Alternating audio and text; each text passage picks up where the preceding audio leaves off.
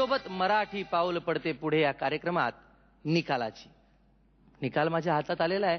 परीक्षकांनी जी पदकं दिली होती कालच्या भागात आणि आजच्या भागात त्यांची बेरीज माझ्या हातात आहे.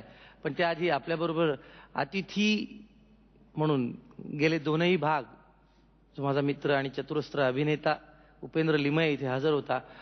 काय वाटलं तुला एकंदरीत? तू इथे आलास तेव्हा जे काही सांगितलंस तू कालच्या भागात आणि वेळोवेळी बोललाच आहेस, पण तरी सुद्धा आता शेवट.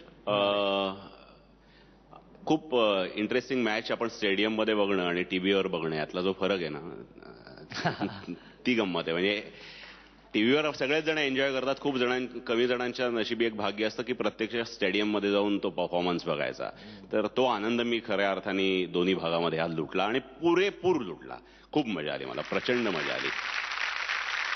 इथं असे खूप आगळे वेगळे परफॉर्मन्स बघायला मिळाले आणि ते खूप इंटरेस्टिंग का वाटले तर ते असे लादलेले नव्हते. मग मल्लखांब असेल किंवा पेंटिंग सारखा असेल किंवा कुठल्या तरी लोककलेच्या संदर्भात असेल की तशा अर्थाने ग्लॅमर नसेल त्याला, पण त्या कलेवर प्रचंड प्रेम करणारे असे मनस्वी कलाकार या निमित्ताने मलाच काय अख्ख्या महाराष्ट्राला आणि सगळ्या प्रेक्षकांना बघायला मिळाले. आणि हे या कार्यक्रमाचं यश आहे असं मला मनापासून वाटतं. म्हणूनच हा इतर सगळ्या कार्यक्रमांपेक्षा वेगळा आणि महत्वाचा मला वाटतो.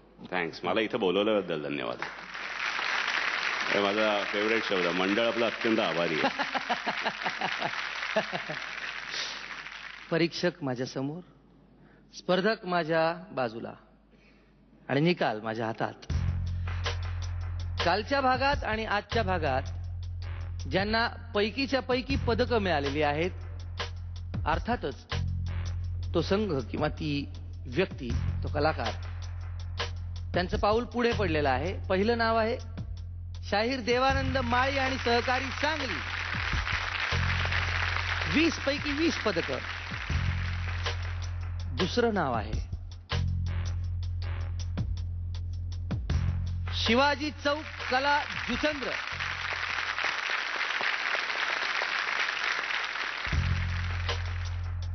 तिसरं नाव आहे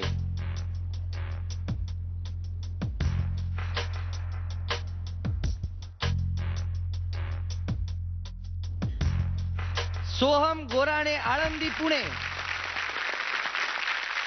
चौथं नाव आहे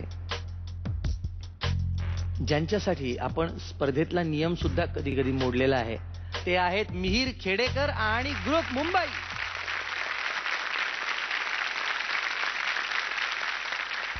आता 4 स्पर्धक संघ उरलेले आहेत. पैकीच्या पैकी ज्यांना पदकं मिळालेली आहेत, पुढचा संघ आहे पार्लेकर्स मुंबई.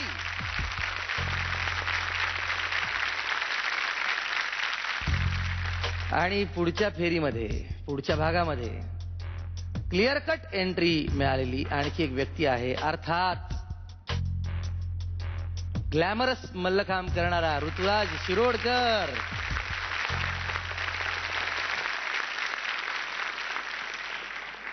मुग्धाने अर्थातच कालच्या भागात आणि आजच्या भागात सगळ्यांना 10-10 पदकं दिलेली आहेत. मकरंद सरांनी एका ग्रुपला 9 पदकं दिली आणि एका ग्रुपला 8 पदकं दिली. त्यामुळे एका ग्रुपची पदकांची बेरीज आहे 19 आणि एका ग्रुपची पदकांची बेरीज आहे 18. अर्थातच 2च ग्रुप राहिलेले आहेत. एक आहेत निरंजन भाकरे आणि त्यांचे सहकारी औरंगाबाद, आणि दुसरा ग्रुप आहे अमित ग्रुप नागपूर. काय वाटतंय, कोण बाहेर जाईल, तुम्ही की निरंजन भाकरे? सर, आम्ही मेहनत केलेली आहे आणि इथेच राहून आम्ही प्रॅक्टिस केलेली आहे, तर आम्हाला असं वाटतंय की आम्हीच पुढे जाऊ. तुम्ही पुढे जाल असं तुम्हाला वाटतंय?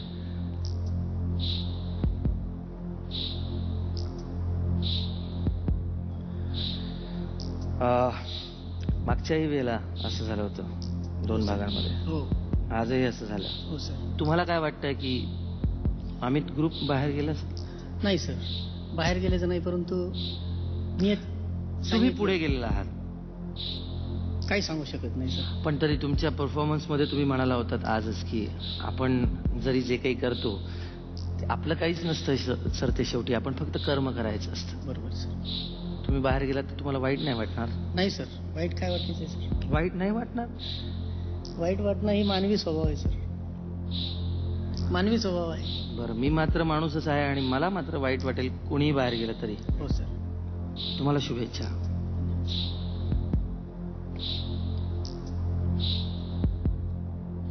तर पदकांची बेरीज एकाची 19, एका संघाची 18. 19 पदक ज्यांना मिळालेली आहेत ते आहेत निरंजन भाकरे आणि त्यांचे सहकारी औरंगाबाद.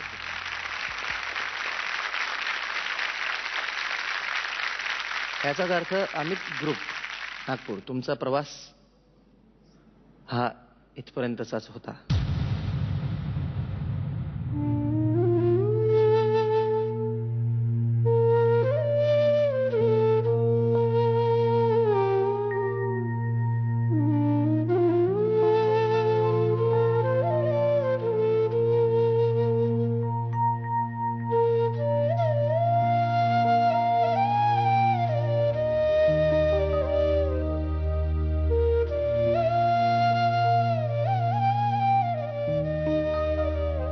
काय वाटतं? सर, आम्ही इथपर्यंत आलो आणि एक योगाला नवीन रूप द्यायचा आम्ही प्रयत्न केलं आणि म्हणजे आम्ही इथे थांबलो असं नाही आहे. आम्ही अजून मेहनत करू आणि ज्या चुका आमच्याने झाली आणि जे सरांनी सांगितली, पुढे आम्ही हे चुका न करता चांगला परफॉर्मन्स करू आणि इथपर्यंत आलं हेच आम्हाला खूप मोठा अभिमान आहे. तुम्हाला एक सांगू इच्छिते, तुम्ही तुमच्या चुका बिलकुल नाही झाल्या. ही वेळच अशी आहे की कोणीतरी एक खाली उतरत जावं लागणार आहे. आणि एका पदकाच्या फरकाने ना मुद्दा. एक्झॅक्टली. पण असं समजा की बाकीचे एवढे चांगले आहेत आणि त्यांचं वेगळं असं एक पाऊल आहे. तुमचं पाऊलाची एक दिशा एक वेगळी आहे यापुढे, असं मी म्हणू शकते. आणि तुमची योगा हे एक खूप चांगला प्रकार आहे आणि तो सगळ्यांना तुम्ही स्प्रेड करावा असं माझी इच्छा आहे प्रकारची. थँक्यू. तुम्हाला मनपूर्वक शुभेच्छा.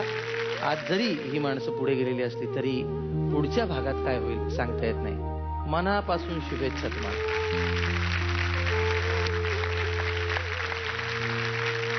ज्यांचं पाऊल इथेच थांबलेलं आहे त्यांना खूप साऱ्या शुभेच्छा. ज्यांची पावलं पुढे पडलेली आहेत त्यांना तर त्याहून जास्त शुभेच्छा, कारण तुमच्यावर जबाबदारी आता जास्त पडलेली आहे. आणि सरते शेवटी उपेंद्र, तुला मनपूर्वक शुभेच्छा तुझ्या पुढच्या सर्व वाटचालीसाठी आणि मनपूर्वक धन्यवाद. तू इथे आलास आणि आमच्या बरोबर इथे नुसताच उपस्थित नाही राहिलास तर तू खूप छान बोललास सर्वांशी आणि खरं बोललास आणि यांचं प्रोत्साहन तू वाढवलंस, यांचं मनोबल उंचावण्याचा प्रयत्न केलास. मनपूर्वक धन्यवाद. थँक्स.